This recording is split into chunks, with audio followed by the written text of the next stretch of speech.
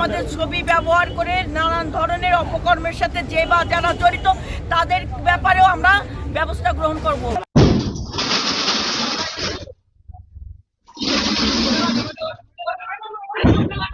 এভাবেই হঠাৎ গুলি ও বোমার শব্দে আতঙ্কিত হয়ে ছুটাছুটি শুরু করেন বাস কাউন্টারের শ্রমিক ও যাত্রীরা।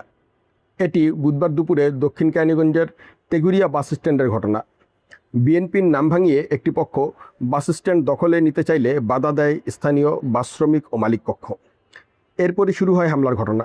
হামলায় বেশ কয়েকটি গাড়ির কাউন্টার ভাঙচুর করা হয়, আহত হয় বেশ কয়েকজন।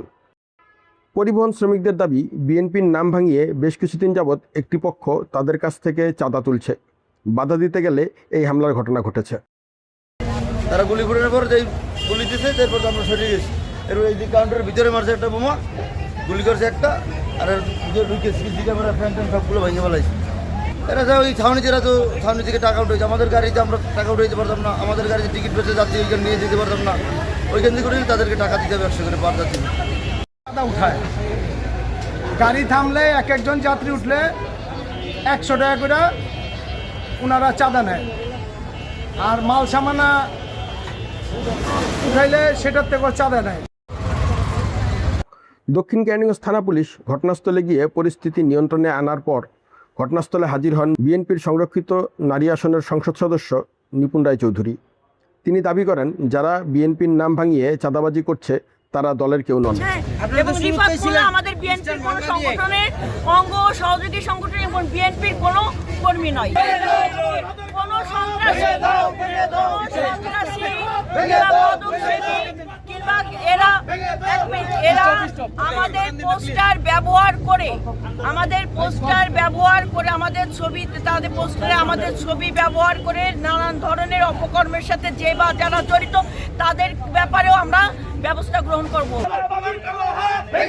এ সময়ে ঘটনার বিস্তারিত শ্রমিকদের মুখে শুনে পুলিশ প্রশাসনকে 24 ঘন্টার মধ্যে ব্যবস্থা নেওয়ার নির্দেশ দেন নিপুণ রায়চৌধুরী। ব্যবস্থা গ্রহণ করেন সুষ্ঠু তদন্তের মাধ্যমে, এবং এখানে ভুক্তভোগী যারা কাউন্টারের লোকজন আছে তারা কিন্তু প্রকাশ্যে বলতেছে 4 মাস ধরে এই টাকা উত্তোলন হচ্ছে 4 মাস ধরে, এবং একটা পক্ষ বারবার করে বাধা দেওয়ার চেষ্টা করতেছে, কারণ আমরা জিরো টলারেন্সে বলছি। এই বাংলাদেশে কোনো চাঁদাবাজের কোনো স্থান হবে না। আমি আপনাকে বললাম, আমি জাস্ট 24 ঘন্টা সময়, আমি 8 ঘন্টার মধ্যে ব্যবস্থা নিচ্ছি।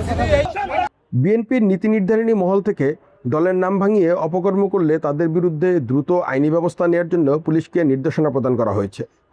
এ ঘটনায় শেষ পর্যন্ত কী ঘটে সেটাই এখন দেখার অপেক্ষায় রয়েছে স্থানীয় জনসাধারণ।